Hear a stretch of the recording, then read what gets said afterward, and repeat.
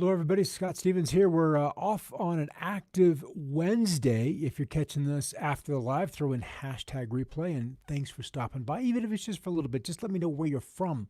Hashtag St. Louis, hashtag Seattle, something so it lets me kind of guide, where I want to look at and throw something out to you that's a little more local than, say, me, Colorado, because I'd love to talk about Colorado. I love to talk about the Mountain West. That's where I've spent the bulk of my life, other than a stint at school in Kansas and then Tulsa and Omaha and a little bit out in New York State. But I'm, very fond of the West. I'm looking out my window right here. Got a little lightning and hear thunder. You may hear that little rumble along. But even if you're in here afterwards, throw in just where you're from, and that gives me a little idea as to where to kind of look out for. Hey, Robin, good to see you popping on in there. I know you're a garden fanatic, and we've got some news on that happening about some cooler weather headed into the States. Canada as well is kind of the source, Alaska, Canada being the source. And so they are undoubtedly and probably continent-wide going to be impacted by this. So let's head on in here. We'll kind of look at where we are for some freaky weather. We've all seen some strange clouds out there. Some of these gravity waves kind of rolling along, and looks like you're at the bottom, not the bottom, but underneath the surface of the ocean, looking from below, and it is the exact same things. We've got waves coursing through the atmosphere, and it is these kind of waves that allow for the Mamadas clouds to show up afterwards, after a thunderstorm. And in the time-lapse imagery that I've collected over the last 15 plus years, it is these kind of waves which are incredibly destructive to thunderstorms. They'll come along maybe at the 25,000 foot level and just gut the thing right through the middle, and you'll see the Mamadas clouds and then a massive either rain shaft or virga coming in afterwards. And then the storm, as you watch at it from radar, just begins to kind of melt away.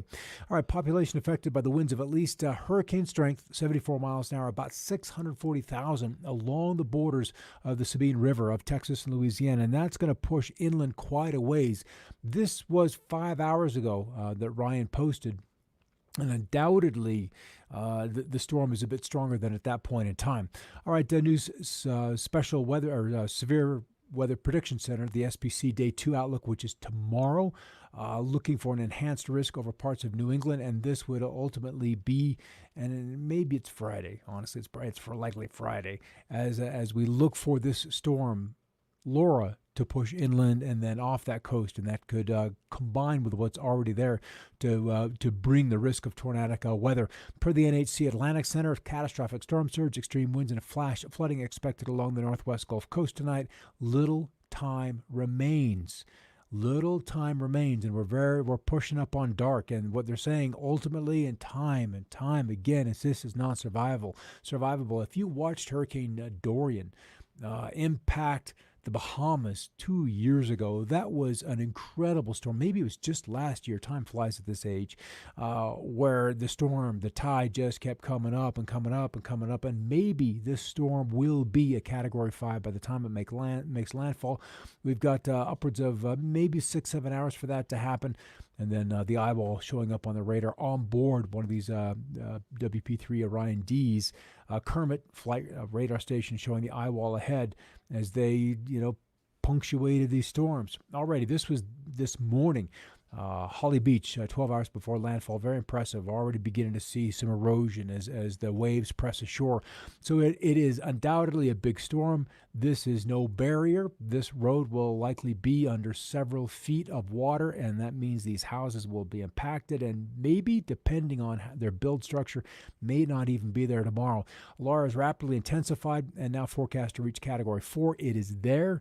Since 1950, there have been 7 August Category 4 storms in the Gulf of Mexico. Camille back in 1969.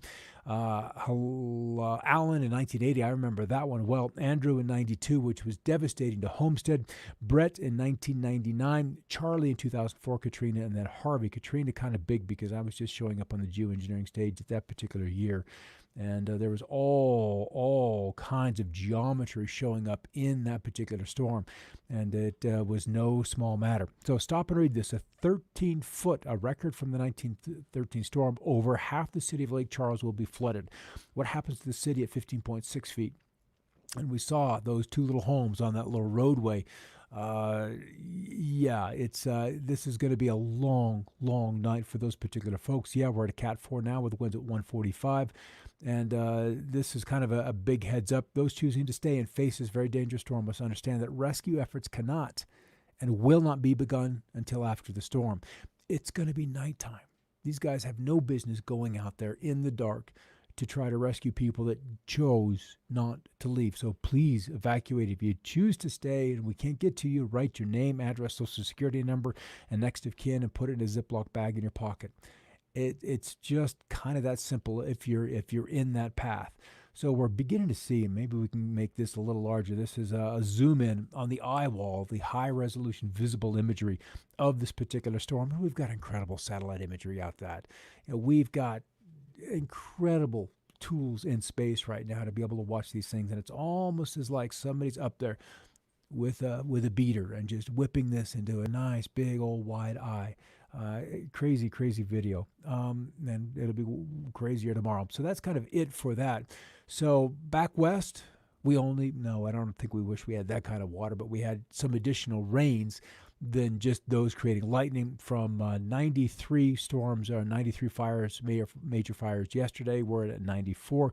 We've had 10 new with 7 retired, contained and controlled. So far this year, we burned 3.775 million acres, and the heat still is in place for another day. Let's look at tomorrow. 109 degrees in Vegas. There's still 110 plus in those hotter lower valleys of Arizona. 99 at Pueblo, Colorado. So the dry conditions just continue to just scorch these southern high plains of the states. And then mid 90s in and around where are we? Sarasota, Tampa, Fort Myers, and then also as we get to Chicago at 98 degrees. So that's kind of a hot day where most people are going to want to be outside. All right, 2 dams in Karachi, Pakistan overflow. They're not alone. From Pakistan through India, through Laos and Thailand and into China. A lot of these places have been dealing with just this monsoon rain that is just of epic proportions. So that's kind of the highlight of that weather news today. Back stateside, 121 at Octillo Wells, California, and 32 degrees, 35 miles southwest of Choteau, Montana. So apparently nobody too close to that 32-degree reading. There's Laura. The latest report just out about, I guess it's 2 hours ago now, maximum sustained winds at 145 miles an hour, but that's fairly high up. That's at the 10,000 foot level, so that is well off the ground. Minimum central pressure, though, is deep at 947, and it will begin to surge inland. Let's take a look at that forecast path.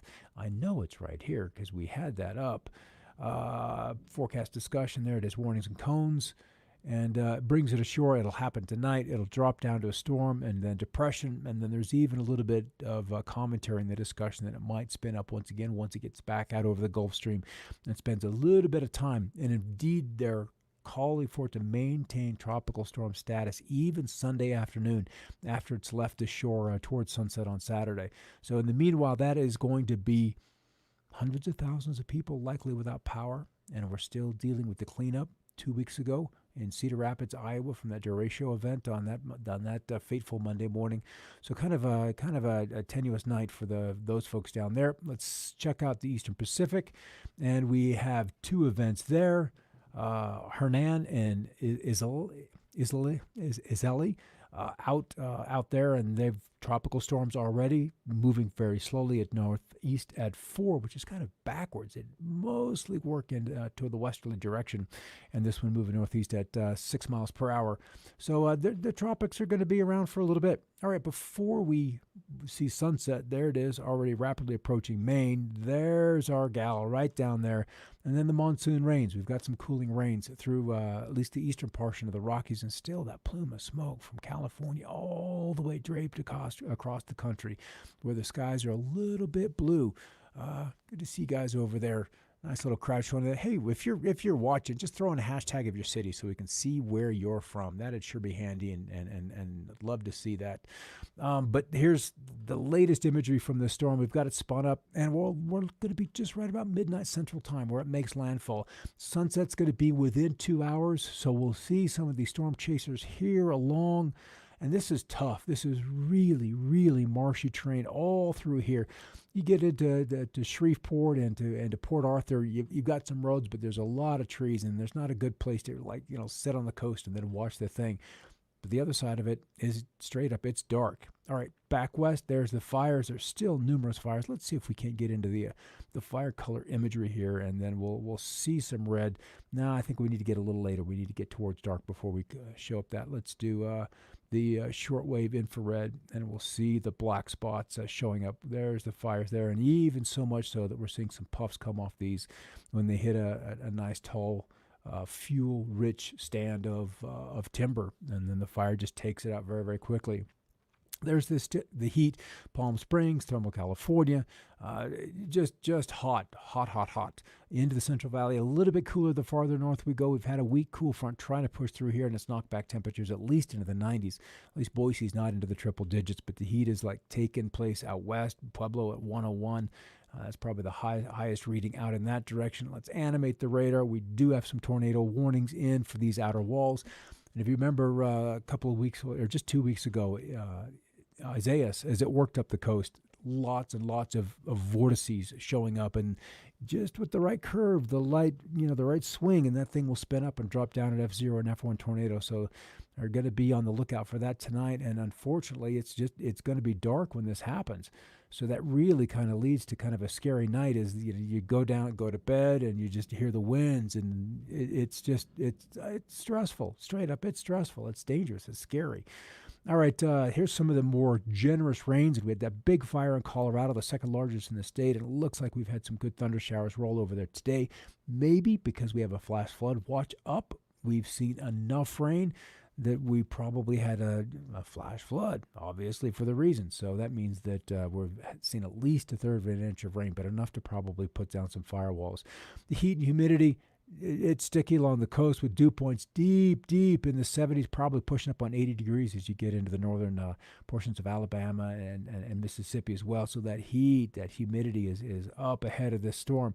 So as it makes its way inland, the whole way forward for it, outside of not being over water and not having access to, not being above the friction layer, it's going to slow it down, but there's a lot of juice up there for it. So there it is, wound up. It's going to be a hurricane probably till after daybreak tomorrow when it hits Shreveport. Maybe it'll be west of Alexandria, but definitely towards Shreveport. And then still a strong tropical storm as it crosses Little Rock. So there's going to be a lot of trees down in that area. But as we get rid of Laura and it begins to emerge out to sea, we turn our attention to the northwest. As we change from tropical season, which is always, it reaches its apex about the 10th of September. The 10th of September is when we have the greatest frequency historically. We look back 100 years, about 10 September, we build up, and then we begin to trail off, much like a bell curve. And what we now begin to see is the impinging of the cool air with some light snows on those Canadian Rockies. This happens this weekend up towards Nelson, Banff, BC. A little bit of snow on those elevations above 8, 9, 10,000 feet. Those peaks are going to get white once again. And since they had such a crazy winter or fire season last year, this year, nothing like that. Nothing at all like that, where they had flooding in Regina, right? Flooding in Edmonton. Just lots and lots of flooding out on these high plains where these storms repeatedly came down and then threw strong easterly winds up against these mountain ranges. And we're seeing a repeat of that. Something else I've been in there's the snow all the way. This is Labor Day, all the way down into the Central Rockies. There's going to be some accumulating snow, and then even this looks fairly healthy as we move through Ontario and Quebec. So how about some snow totals? No, let's look at the jet stream, and then I'll throw snow totals up. But then what happens is the big ridge, this guy out here, which is 594, if you can see that number there, we had the 594 across the Mountain West, and that's what really fueled the heat and kept the drought going and everything at bay. But that 594 ends up off the British Columbia coast. What that does is it sends the jet stream up over the Arctic Circle and then begins to peel it down. And it's much like a waterfall where you have that cascading water down, and then it begins to dig out a cavity beneath the waterfall, and that's exactly what this part of the storm is doing. And it's kind of, the models have been hinting at this for a couple of days, but this one is fairly aggressive. We'll see if the ridge can last, or it gets beaten down or gets pushed ashore, but nonetheless, When you deal with a frost, you've had a frost. And in many ways, that ends the growing season depending on how deep a frost it is. We have farmers, we have orchards like in Florida when you get into December and January when they deal with those Arctic boundaries. They've got turbines out in the fields and they try to keep the air mixed up. But if you're a farmer in Saskatchewan or Alberta or even Manitoba, there's it's too big. It's too big. You're just dealing with some cold, and there's the potential of the snow all the way through the Colorado Rockies, Wyoming, and that would probably put 20-degree temperatures deep into the Four Corners area. So we'll watch that a little bit closer, and then I'll update this, and then we'll kind of round this out for the day because we want to come back at 6 o'clock and talk about some other things out of the perspective, some potentials, just some solutions for the financial issues that are going on. And in many ways, when we have these big global turning events, when we see civilizations going through cycles, weather is a part of it. Weather is one of the largest stressors because we're so dependent on it. But look at that surge of cold air. This is right in through here, come down here to the scale, and we're from this purple, we're beginning to come into about 30 degrees colder than normal. 30 degrees. When is this? This would be noontime, mountain time, noontime on Wednesday, the 9th of September. That's if this is correct. This is Lander, Cheyenne, out to Goodland, Kansas, even back into well, I guess Laramie here. Lander's out this direction, or Riverton. And so making the spill of the cold air all the way down to Vegas, down into to Flagstaff, and even down into the Southwest. We begin to see that cool air. So this is really the first surge of rather chilly conditions. And how long does it last? It'll hang in there for, let's scroll that baby on through. It takes a couple of days. By Friday, it's still in place with cooler than normal temperatures, but then more than likely we've got another surge working up. What would get the headlines? The above normal temperatures in Greenland. But do we grow food up there? No, not at all. And even then, I'm going to come back here to the snow one. Look how much fresh snow they had with those above normal temperatures. So you can be above normal and you can still snow. And that is ultimately what happens, because when your normal is you're 20 degrees above normal, but your normal is 15, that still leaves you at or below freezing, close to that mark where you can accumulate some of that precip.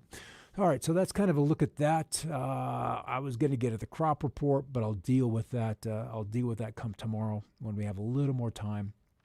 Just because it's important. We've got crops in the states that are doing much, much, much better than last year, where we had such a cranky spring with rains and cool. This year was a little bit better. This year was a lot better.